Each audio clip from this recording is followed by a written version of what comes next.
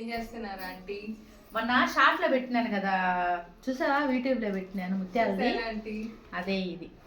ఏం చేస్తున్నా? ఎలా చేశారు?